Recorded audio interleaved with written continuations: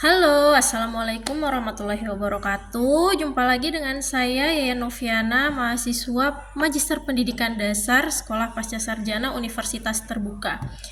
Pada kesempatan kali ini, di sesi 10 ini saya ingin membagikan pengalaman dan hasil analisis saya dalam dua hal penting. Yang pertama, kesan, kendala, dan saran dalam pelaksanaan pembelajaran kolaboratif di kelas, dan yang kedua yaitu adalah analisis perbandingan struktur kurikulum pendidikan dasar antara Indonesia dan beberapa negara maju seperti Finlandia, Jepang, dan Korea Selatan.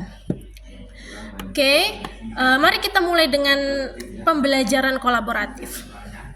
Oke, secara pribadi saya merasakan bahwa pendekatan ini sangat membantu dalam meningkatkan partisipasi aktif siswa.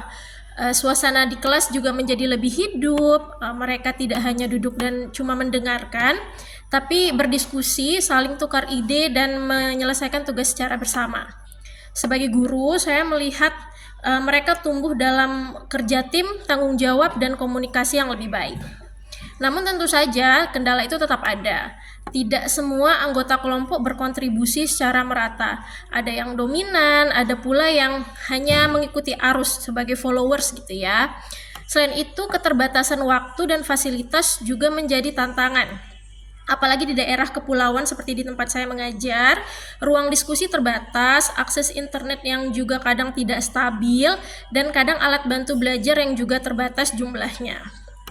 Sebagai saran, saya berharap kedepannya pembelajaran kolaboratif dapat didukung dengan penguatan sistem penilaian individu dalam kelompok, penyediaan ruang belajar yang fleksibel, dan pelatihan guru dalam memfasilitasi dinamika kelompok yang seimbang.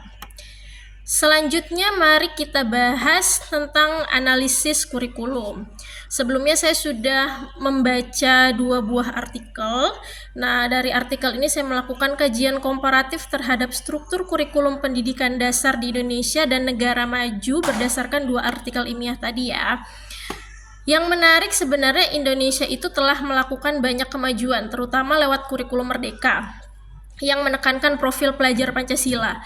Namun dalam praktiknya kita masih dihadapkan pada sistem pembelajaran yang cukup kaku, beban akademik yang tinggi, dan ketergantungan pada hasil tes.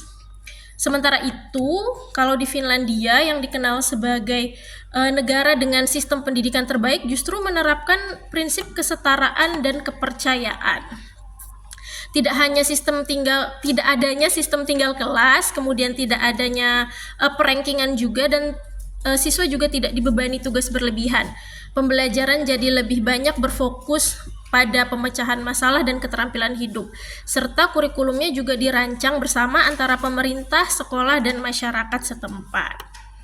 Kalau di Jepang dan Korea Selatan, meskipun sistemnya cukup padat dan disiplin, tapi mereka tetap memberikan perhatian besar pada pendidikan karakter, nasionalisme, dan integrasi budaya lokal dalam kurikulum mereka. Jepang misalnya, mereka menanamkan nilai kerja keras dan self-disiplin sejak dini. Sedangkan Korea Selatan, mereka menunjukkan bagaimana dukungan ekonomi negara sangat menentukan keberhasilan sistem pendidikan mereka. Dari hasil kajian ini, saya menyimpulkan bahwa pendidikan dasar yang kuat tidak hanya ditentukan oleh banyaknya materi atau jumlah jam pelajaran, melainkan oleh keberanian sistem untuk mempercayai guru, melibatkan masyarakat, dan memanusiakan proses belajar. Semoga kedepannya sistem pendidikan kita di Indonesia semakin adaptif, kontekstual, dan memberdayakan, khususnya bagi daerah-daerah seperti tempat saya mengajar ya, yang di wilayah kepulauan ini. Terima kasih sudah menonton video saya. Mohon saran dan masukannya dari ibu dosen dan teman-teman sekalian. Wassalamualaikum warahmatullahi wabarakatuh.